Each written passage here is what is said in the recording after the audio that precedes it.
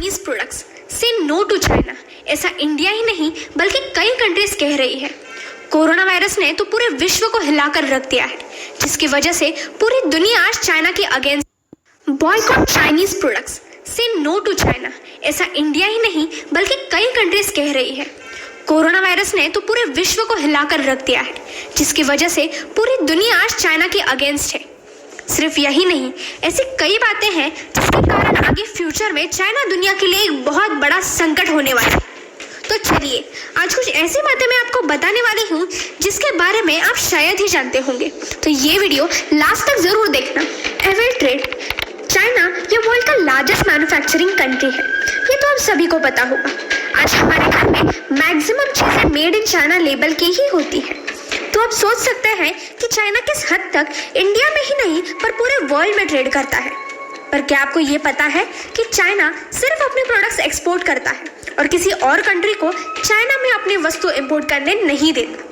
उनकी यही पॉलिसी है कि किसी और कंट्री के प्रोडक्ट्स को इंपॉर्टेंस ना मिले, इसीलिए वन साइडेड ट्रेड करो और बाकी कंट्रीज को अपने कंट्री में ग्रो होने ना दो। दुनिया के लार्जेस्ट सोशल मीडिया नेटवर्क्स जैसे Google, Facebook, WhatsApp, YouTube, Amazon, ये सब चाइना में बिल्कुल भी यूज नहीं होते, बल्कि उनके खुद के अलग सोशल मीडिया नेटवर्क्स हैं। यूट्यूब की जगह यूकू ने ली है, अमेजॉन की जगह अलीबाबा यूज होता है, गूगल की जगह बाइडू और व्हाट्सएप की जगह वीचैट। डंपिंग स्ट्रैटेजी, चाइना का दूसरा सबसे बड़ा हथियार है डंपिंग। पहले हम ये देखते हैं कि ये डंपिंग होता क्या है। तो डंपिंग मतलब कोई भी प्रोडक्ट का एक्सपोर्ट बहुत ही कम दाम में दूसरे कंट्रीज में करना, ताकि जो लोकल कंपनीज हैं उस पर्टिकुलर कंट्री की, उनका बिजनेस ही बंद हो जाए। जिसकी वजह से ये होता है कि एक्सपोर्टिंग कंट्रीज का मार्केट शेयर बढ़ता है और वो कंट्री मोनोपोली गेन करती है और फिर धीरे धीरे उस इंडस्ट्री पर अपना कब्जा भी कर सकती है। ये सब चाइना बड़े ही आसानी से करती है। चाइनीज गवर्नमेंट खुद डंपिंग स्ट्रेटेजी को सपोर्ट करती है। एक रीसेंट न्यूज में कहा गया था कि चाइना इंडिया के सबसे इंपॉर्टेंट मेडिसिन पर डंपिंग कर रही है और वो मेडिसिन बैक्टीरियल इन्फेक्शंस को ट्रीट करने के लिए बहुत ही यूजफुल है। पर अब इंडियन गवर्नमेंट ने अभी उस पर टैक्स हाइक कंसीडर करना चालू किया है ताकि वो डंपिंग रोक सके। सिर्फ इंडिया ही नहीं पर ऑस्ट्रेलिया में भी स्टील और एल्यूमिनियम पर चाइना डंपिंग कर रहा है और उस पर आज भी इन्वेस्टिगेशन चालू है। डेब्ट ट्रैप एक ऐसी स्ट्रेटेजी है जो डेवलपिंग और अंडर डेवलपिंग कंट्रीज को अपने जाल में फंसाने के लिए चाइना यूज करता है। इसका सबसे बड़ा एग्जांपल है श्रीलंका। श्रीलंका ने कुछ सालों पहले बिलियंस ऑफ डॉलर्स चाइना से उधार लिए थे और उन पैसों से उन्होंने अपनी कंट्रीज में एयरपोर्ट्स, हाईवेज और शिपिंग पोर्ट्स बनवाए। पर उसके कुछ साल बाद इन पैसों का इंटरेस्ट रेट इतना बढ़ता गया कि श्रीलंका चाइना को पैसे वापस नहीं कर सका। श्रीलंका इतना कर्जदार हो गया कि चाइनीज मनी से श्रीलंका ने जो कुछ भी बनवाया था उस सब का कंट्रोल चाइना को देना पड़ा।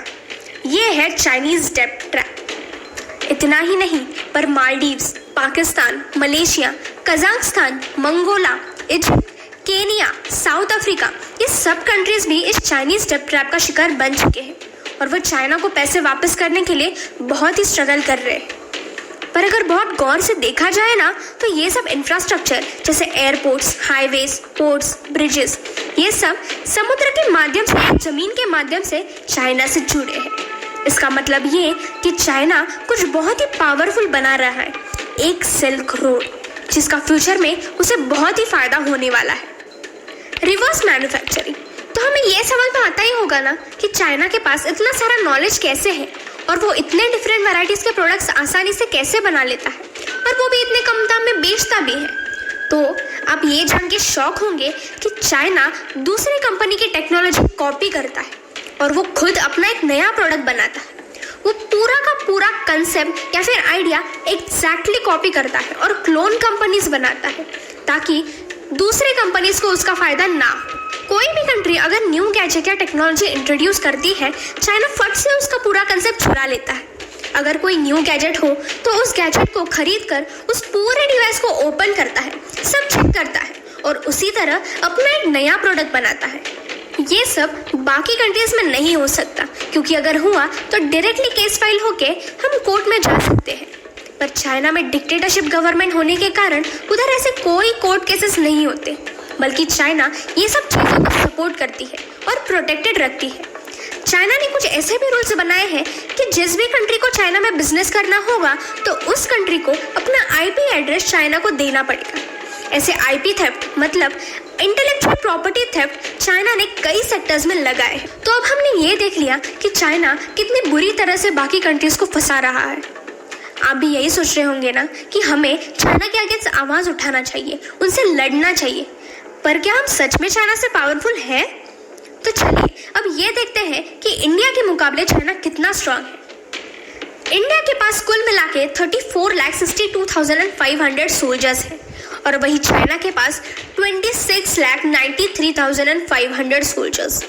डिफेंस बजट के लिए इंडिया 65.86 बिलियन इन्वेस्ट करता है और वही चाइना $178 बिलियन। इंडिया के पास 110 न्यूक्लियर वेपन्स है और वही चाइना के पास 260 न्यूक्लियर वेपन्स है। 2123 एयरक्राफ्ट्स इंडिया के पास है और वही चाइना के पास 3210।